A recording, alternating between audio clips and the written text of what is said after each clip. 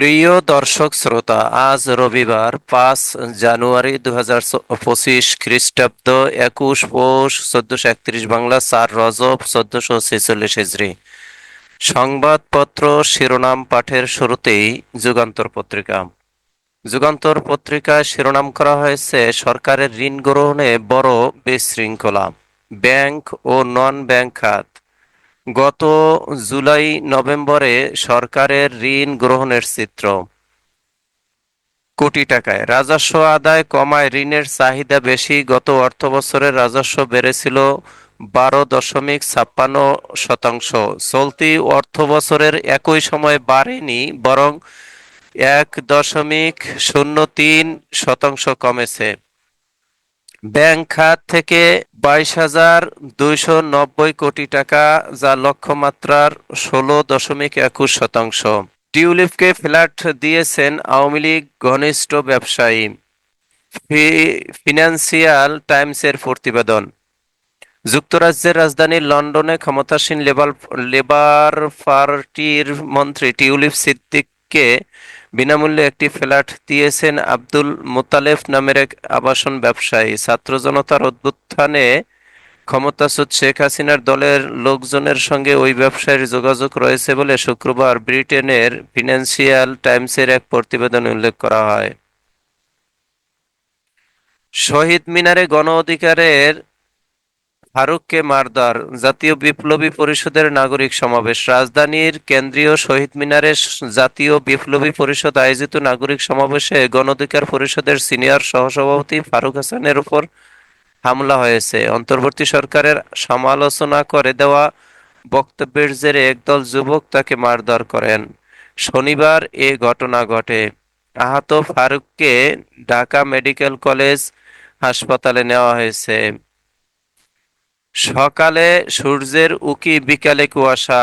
6 থেকে 7 জানুয়ারি দেশের বিভিন্ন এলাকায় হালকা বৃষ্টি হওয়ার সম্ভাবনা।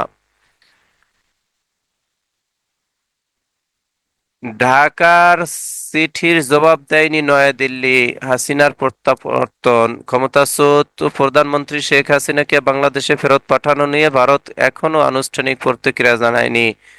শনিবার এক অনুষ্ঠানে পররাষ্ট্র উপদেষ্টা তৌহিদ হোসেন এ তথ্য জানান। দুই সংস্থার প্রধান কাস্টমস ও ট্যাক্স ক্যাডারের হবেন। রাজস্ব সংস্কার কমিটির অন্তর্বর্তী প্রতিবেদন। ষড়যন্ত্র চলছে, আরো লড়াই করতে হবে, সিন্ডিকেটের হাত ভেঙে দিতে হবে, বলছেন জামাতের আমির।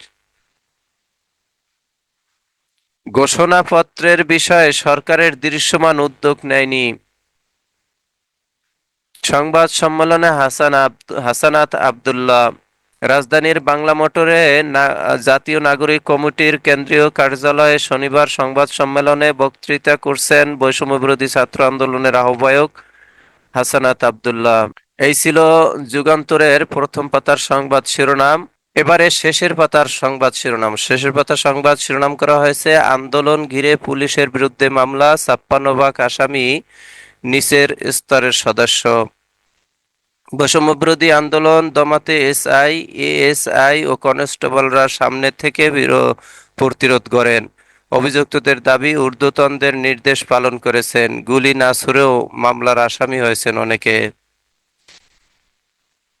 কোস্টগার্ড ও মাদক পাচারকারী গোলাগুলি, নিহত 1, আটক 16।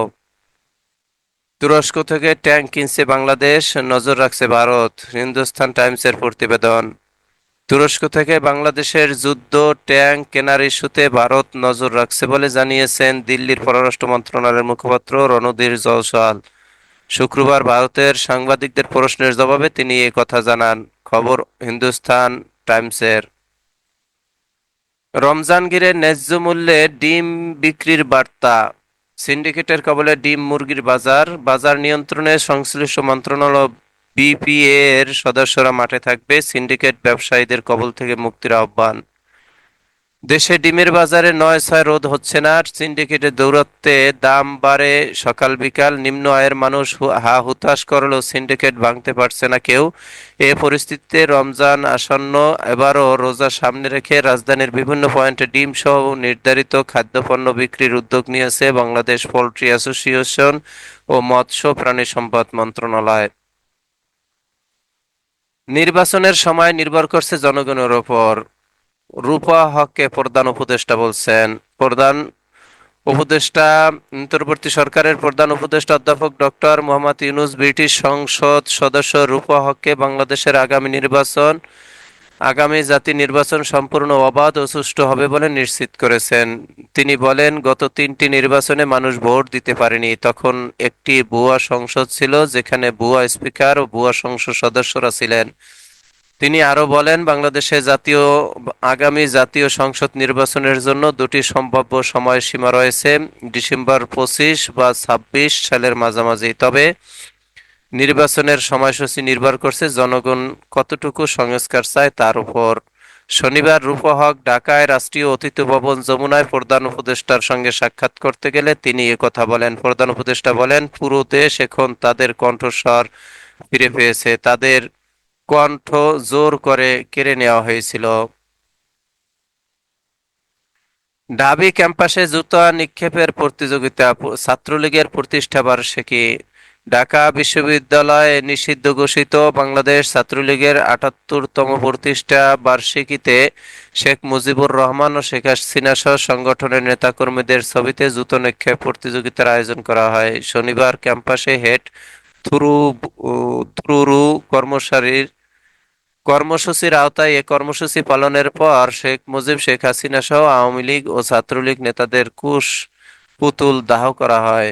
আদাবরে কিশোর গ্যাংয়ের হামলায় আহত অর্ধশতাধিক, মহড়া এলাকাবাসীর বাধা। কুমিল্লায় সক্রিয় ২০ গ্যাং, হাতে আগ্নেয়াস্ত্র, বেপরোয়া কিশোর গ্যাং। এবারে আজকালের খবর পত্রিকার শিরোনাম করা হয়েছে, ছাত্রদলের সঙ্গে মতানৈক্য, বৈষম্য বিরোধীদের আলোচনায় ডাকসু নির্বাচন আয়োজনে কমিটি গঠন করেছি, ডাবিবিসি বলেছেন। অগ্নিকাণ্ড প্রতিরোধে সরকারের ৫ নির্দেশনা, শেখ হাসিনার প্রত্যাবর্তন নিয়ে ভারতের প্রতিক্রিয়া পায়নি ঢাকা, বলছেন পররাষ্ট্র উপদেষ্টা। এম বিএমপিকে নিয়ে ষড়যন্ত্র চক্রান্ত শুরু হয়েছে বলছেন মির্জা ফখরুল ইসলাম আলমগীর। শহীদ মিনারে গণ অধিকার পরিষদের ফারুককে মারধর, তারেক রহমানের ৪ মামলা বাতিলের বিরুদ্ধে রাষ্ট্রপক্ষের আপিল। ডক্টর মোহাম্মদ ইউনূসের সঙ্গে ব্রিটিশ এমপি রূপা হকের সাক্ষাৎ, আগামী নির্বাচন হবে অবাধ ও সুষ্ঠু।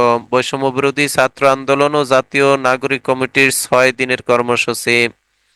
সেনাবাহিনীর অভিযান, রাঙ্গামাটির পাহাড়ে ইউপিডিএফ এর ২ ক্যাম্পের সন্ধান। টেকনাফে কোস্ট গার্ডের সঙ্গে গোলাগুলিতে মাদক কারবারি নিহত। গাইবান্ধায় সাঁওতাল নারীকে মারধর, বাড়িতে আগুন। প্রতিবাদে সাঁওতালদের সমাবেশ। ভারতে প্রশিক্ষণে যাচ্ছেন ৫০ বিচারক। ভারতের ভোপালে অবস্থিত ন্যাশনাল জুডিশিয়াল একাডেমি এবং স্টেট জুডিশিয়াল একাডেমিতে প্রশিক্ষণের জন্য অধস্তন আদালতের ৫০ জন বিচার বিভাগীয় কর্মকর্তাদের অনুমতি দেওয়া হয়েছে। সুপ্রিম কোর্টের পরামর্শের পরিপ্রেক্ষিতে এই অনুমতি দেয় আইন মন্ত্রণালয়। প্রশিক্ষণের জন্য সহকারী জজ, সিনিয়র সহকারী জজ, যুগ্ম জেলা ও দায়রা জজ, অতিরিক্ত জেলা ও দায়রা জজ, জেলা ও দায়রা জজ এবং সমপর্যায়ের কর্মকর্তাদের মনোনয়ন দেওয়া হয়েছে। এসব বিচার বিভাগীয় কর্মকর্তা আগামী ১০ থেকে ২০ ফেব্রুয়ারি পর্যন্ত প্রশিক্ষণে অংশ নেবেন।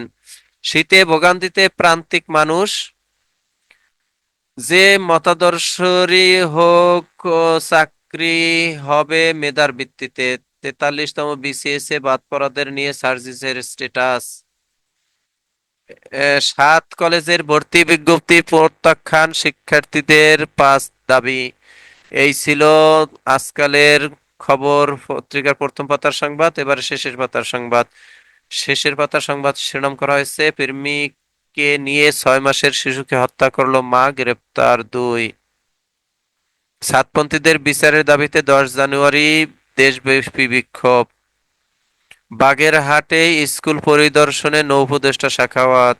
পূর্ণিমা ধর্ষণ, ২৩ বছর পর গ্রেপ্তার যাবজ্জীবন সাজাপ্রাপ্ত আসামি। যাত্রী কল্যাণ সমিতির প্রতিবেদন, সড়ক দুর্ঘটনায় গত বছর ৮,৫৪৩ জন নিহত।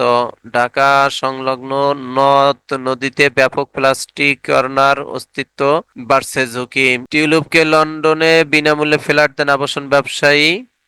ফিনান্স টাইমের প্রতিবেদন, মায়ের সঙ্গে কারাগারে দুধের শিশু।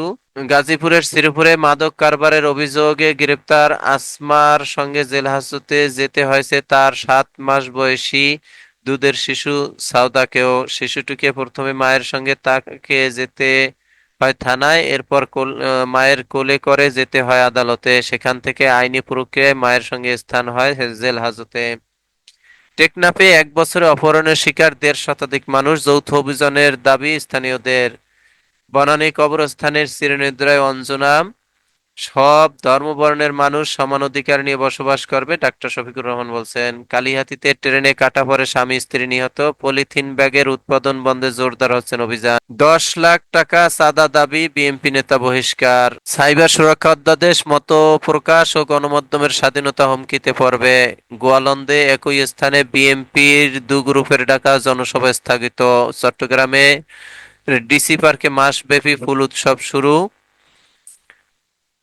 34 জনকে হুইল চেয়ার দিল আমরা বিএনপির পরিবার। বিএনপির অফিস ভাঙচুর, জয় বাংলা স্লোগান দিয়ে প্রিজন ভ্যানে 5 ছাত্রলীগ নেতা। রাজধানীতে চালু হচ্ছে জনতার বাজার, সাশ্রয়ী দামে মিলবে পণ্য। আত্মগোপনে থেকে বাড়ি ফিরতি আওয়ামী লীগ নেতাকে বেঁধে নির্যাতন। আওয়ামী লীগ নেতার মুক্তি দাবিতে থানায় জামাতের বিক্ষোভ। কনকনে শীত, সুন্দরবনে দেশি বিদেশি পর্যটকদের ভিড়। এই ছিল দৈনিক আজকালের খবর পত্রিকার শিরোনাম। এবারে আজকের পত্রিকায় শিরোনাম করা হয়েছে, আওয়ামী লীগের সুবিধা প্রাপ্তরা এগিয়ে, নতুন 10 সৌর বিদ্যুৎ কেন্দ্র। বিপ্লবী পরিষদের সভায় হামলা, গণ অধিকারের ফারুক আহত। গত 3টি সংসদ এমপিরা ছিল ভুয়া, প্রধান উপদেষ্টা বলছেন। দ্বৈত নাগরিক, মন্ত্রী এমপির বিরুদ্ধে ব্যবস্থা নেবে দুদক। তারেকের 4 মামলা বাতিলের বিরুদ্ধে লিভ টু আপিল। চীনে নতুন ভাইরাসের সংক্রামক উপসর্গ করোনার মতোই। ভর দুপুরে 150 ভরি সোনা নিয়ে গেল চোর। জুলাই ঘোষণাপত্র, বৈষম্য বিরোধীরা 6 দিনের জনসংযোগ। এই ছিল আজকের পত্রিকার শিরোনাম। এরই মাঝে শেষ হলো আজকে পত্রিকা পাঠের সময়। আপনারা সকলেই ভালো থাকবেন, আল্লাহ ভালো রাখুক এই প্রত্যাশা কামনা করে শেষ করছি। আসসালামু আলাইকুম রহমতুল্লাহ।